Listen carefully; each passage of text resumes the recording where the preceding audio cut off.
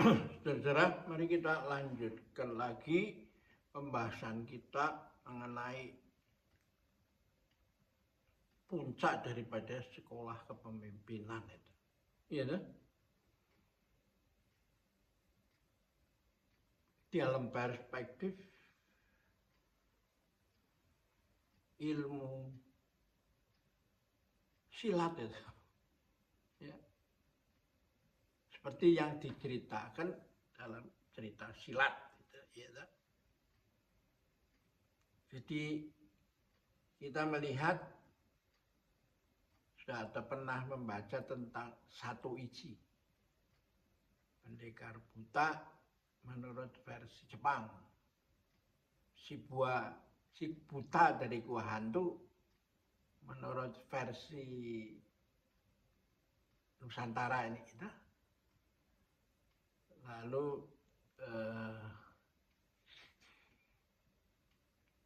kita tahu bahwa mengapa ketika sang guru menurunkan ilmunya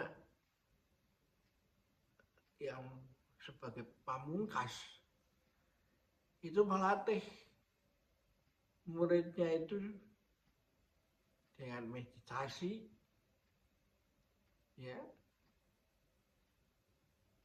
yang mata kita itu sedikit ditutup dengan lembut begitu, tapi tetap bisa memandang apa yang terjadi, yang ada di depan kita, di tanah itu, ya. Lalu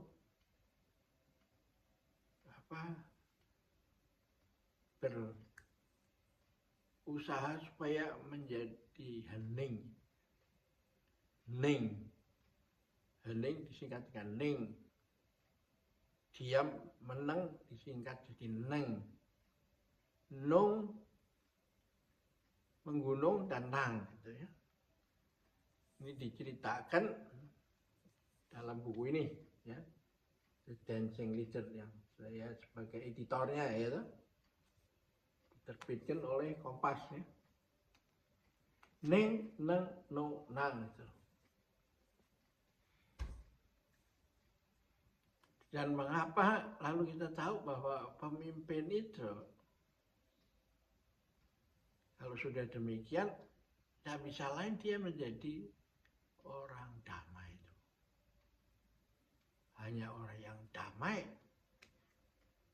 bisa mengatur dunia itu. Bukan orang yang mempunyai hak veto. Hak veto itu survival of the fittest menurut pandangan Charles Darwin yang sepihak aja. Pada side-nya dari ajaran Darwin itu bukan the fittest, bukan yang terpintar dan terbesar, terkuat yang memimpin, tapi yang bisa, yang survive, tapi yang bisa mengikuti perubahan itu. Karena hidup ini adalah berubah, dan yang pasti ini adalah hidup ini terus berubah. Nah, orang harus bisa mengikuti perubahan ini. Dan mengapa akhirnya menghasilkan manusia damai itu? Karena latihan dengan mata tertutup itu, dan juga meditasi, ya, duduk itu, membuat orang itu bisa membedakan antara yang benar dengan yang palsu itu. Konsentrasi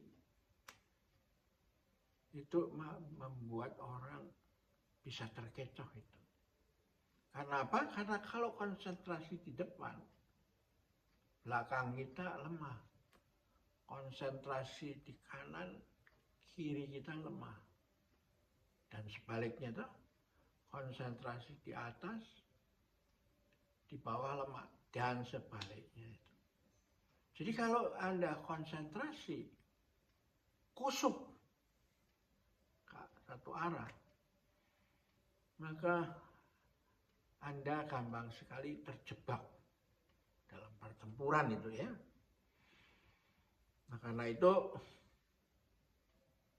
orang seperti orang buta,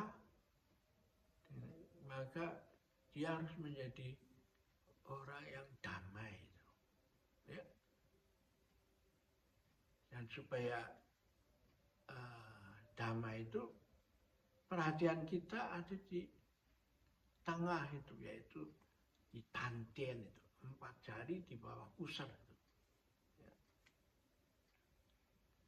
Nah, dengan adanya perhatian kita di sana, di 4 jari itu, maka kita bisa merespon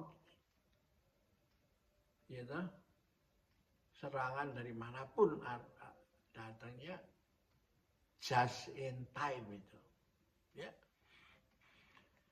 Karena itu ya, karena ini bukan merupakan pengertian,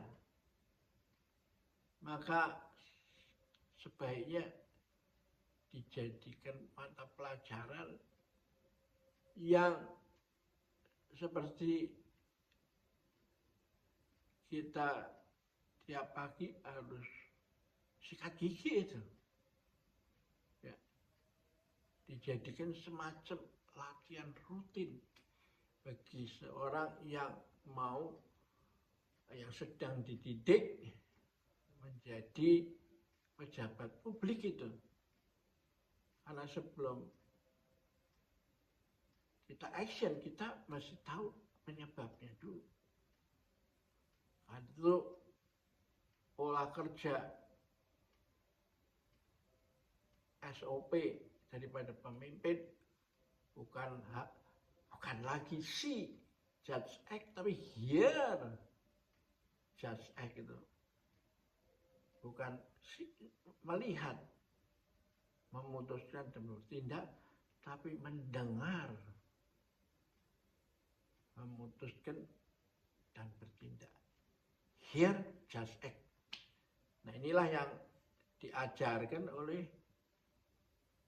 seni memimpin dari Tai Chi, ya, Nusantara. Oke, kita akhirin dulu di sini. Sampai jumpa lagi.